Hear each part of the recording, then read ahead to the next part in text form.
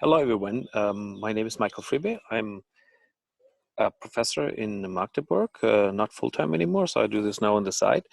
I'm also an entrepreneur and have lots of patents, over 100, but that doesn't mean anything because innovation, and I think that's what we want to talk about, is invention, that's the 100 patents, times commercialization. Commercialization is what people, if people need your device and use it, then it has a value. And so innovation is a combination of doing something new, invent something that has a value.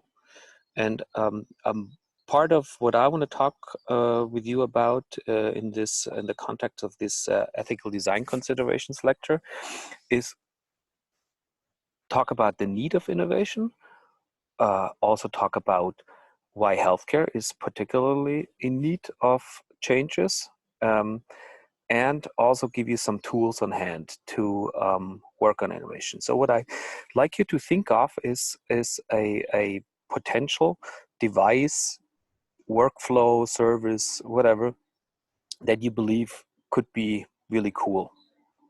And use this and check some of the tools that I give you in hand. Check this idea with these tools.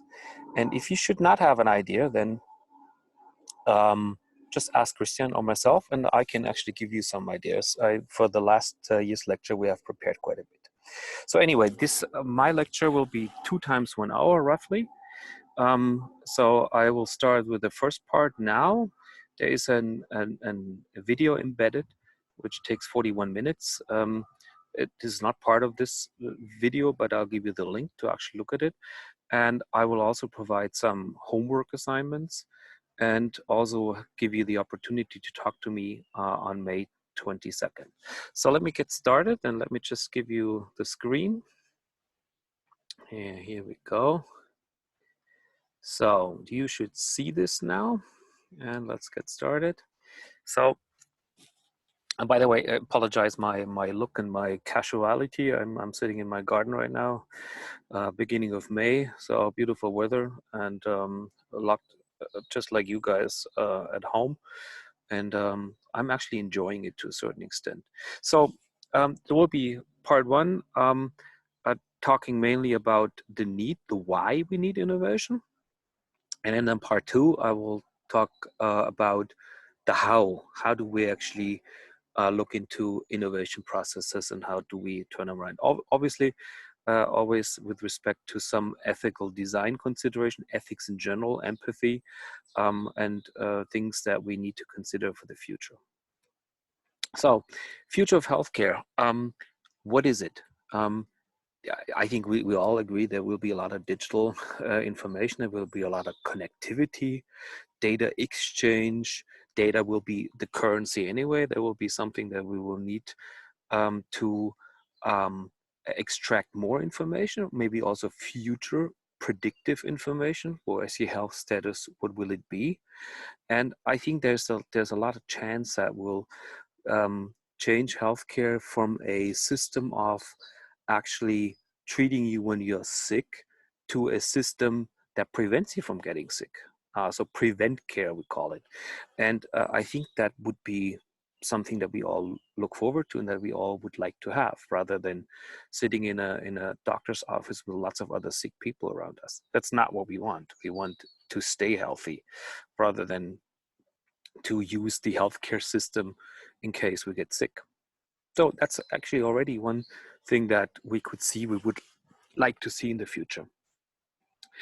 So what I would like to do in these lectures, in these 2 lectures, is to talk about the innovation needs in healthcare in general. Also give you an idea of what I believe, a lot of people believe, will be changing in global healthcare delivery.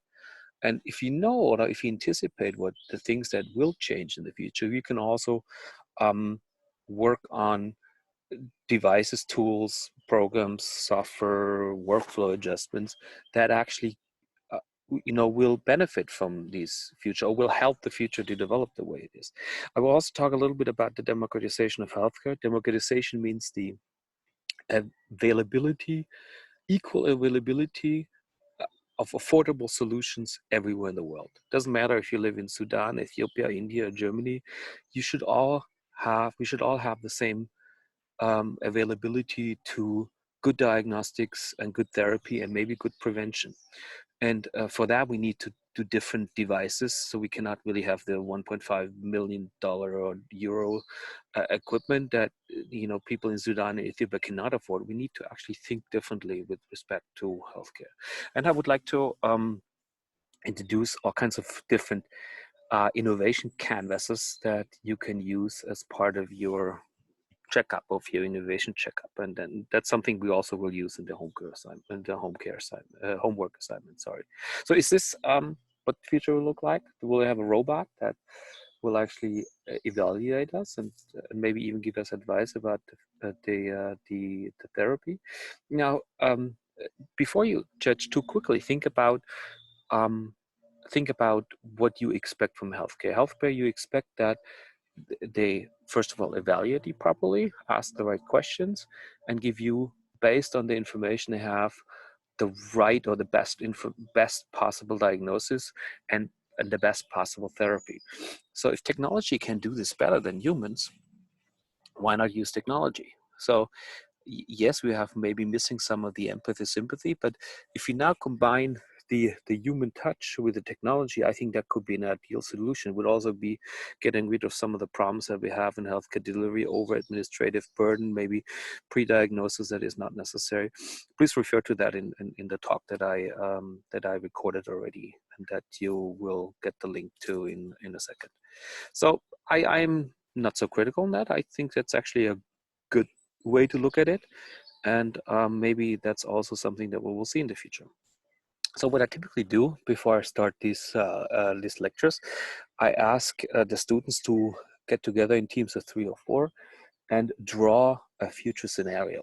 So in this case, for example, design the future surgery room 10 years from now, considering social impact. With social impact, I mean, what will happen to the humans? What will happen to availability? What will happen to affordability? And very often that is actually forgotten when they start drawing. But what you typically see is only a 20-minute exercise. You're welcome to do that.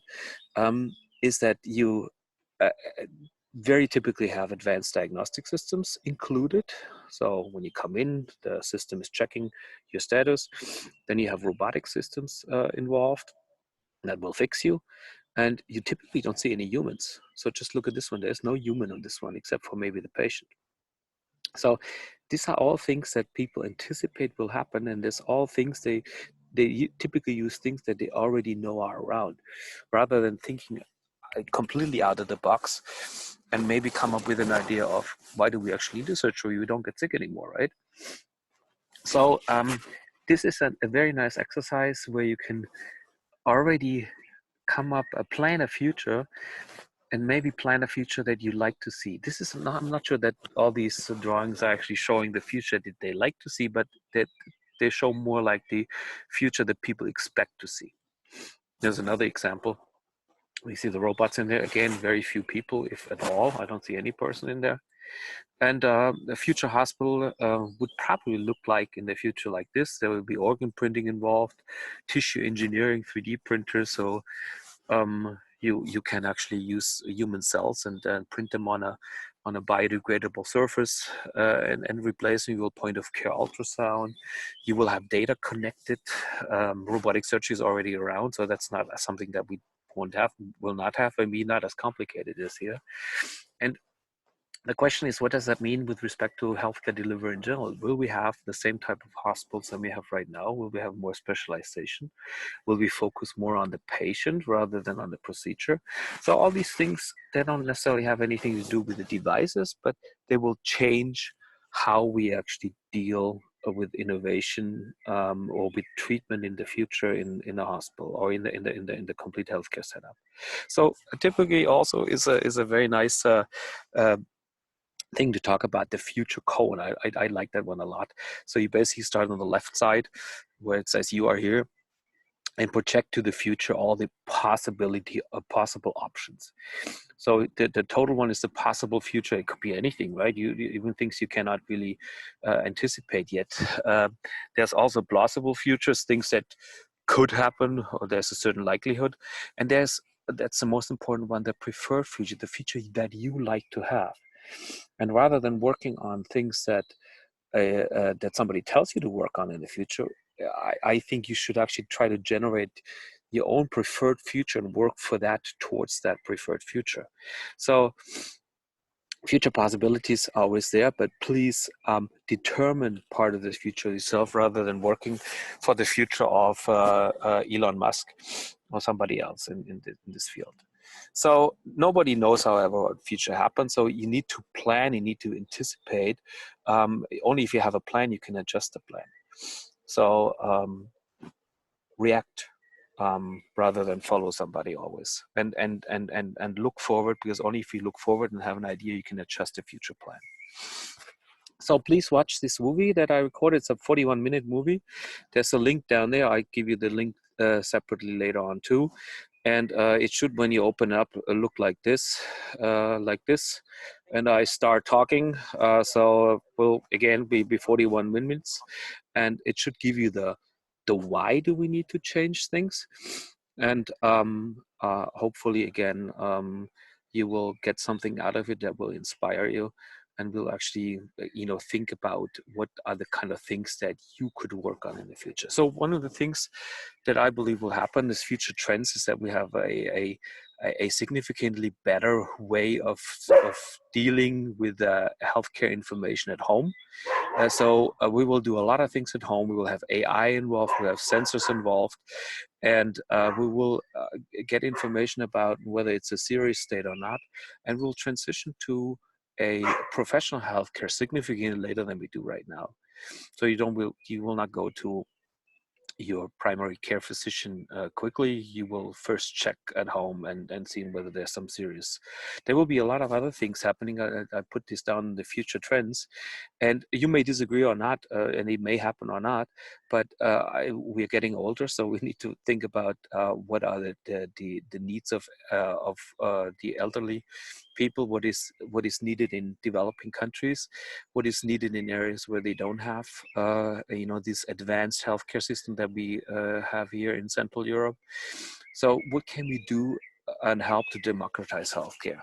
I believe that the development goals will change also. We will look at cheap systems. Affordability and cost is a dramatically important issue. You can only democratize and make things available to everybody if it's not that expensive. Every time there's an expensive device out there, it is limiting. It is limiting respect to who can buy it and who can afford the service with it. It needs to be robust, needs to be connected, of course. So these are different value propositions in development than the ones we have seen in the past. And we will always employ dramatic or significantly more of these what we call exponential technologies. So robotics, for example, also blockchain to verify data points to actually make sure there is a safe handling of data. We will also use obviously AI for patching information together to get more sense out of them. There will be supervised and unsupervised learning methods available. And I hope that we will be able to do more on that 3D printing part. I mean, that we can do personalized 3D printing of implants, hip implants and knee implants. I think that is, everybody can imagine that. On whether we are able to print a liver or a heart is for some of you difficult to anticipate and foresee. But I believe that we also will have that in the next 10, 15 years. So we will see also, and that's what you hopefully got out of this video, that we will see a shift from to prevention home care rather than only dealing when you're sick. We will actually try to keep the patient healthy, and sensors will certainly help. There will be a lot of technologies that we will use that use inexpensive diagnostics. We'll also use genetic information combined with sensors. We will also also have to think more global.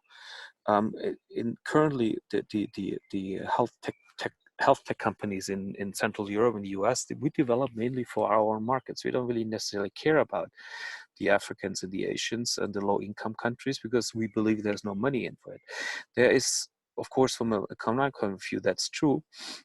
On the other hand, we need to also think more, and I think that's what will happen with society anyway, that we need to think a little bit more in terms of empathy towards these countries and help them actually come up at the same level.